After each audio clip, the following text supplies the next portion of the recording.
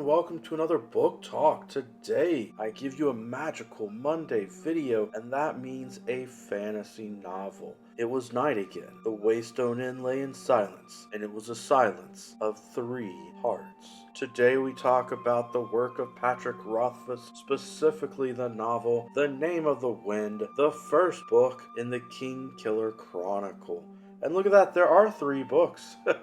Though that third one is a novella. A lot of people complain because they haven't gotten the 3rd book yet, The Doors of Stone, and Patrick Rothfuss is busy writing it, so please be kind, show him some love and appreciation, and you just have to accept that you've got book 1, you've got book 2, you've got a novella, you've got some short stories, and Patrick Rothfuss, as a writer, as an artist, is going to take his time. But hopefully one day in the future we'll get the book. I know that's the biggest complaint, the biggest criticism of the series. In fact, some people who loved book 1 and book 2 are basically no longer fans because book 3 didn't come out when they expected it to. But I think it's worth the wait because Patrick Rothfuss has a way of writing these books that provides a rhythm and a flow that is very poetic. Beyond that, I love these books because they feature what I believe is the best rogue character in all of fantasy literature. And I know that's saying a lot, but if you read the stories, then I believe the main character will live up to that.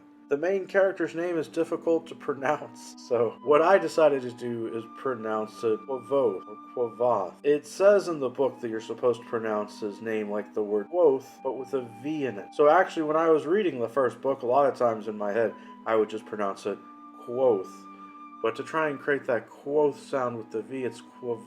But if you're going to produce a great series of fantasy novels, you're entitled to have characters with names that are difficult to pronounce. I believe it's one of the best rogue characters in all of fantasy literature because the character goes through so much, from having lost his family and his way of life as a child, which is very much as a wandering gypsy circus entertainment group, to then being an orphan street urchin surviving on the streets, in which case he has to learn how to be a thief and survive. He then goes off to try to get an education at a school, and that part gives him a lot of knowledge and a lot of skills in different areas, including magic. In this fantasy world that Patrick Rothfuss set up, you have to, in your brain, somehow, at least on a subconscious level, understand the names of things to control them. Having a true name of something is very powerful. Thus the title of the novel,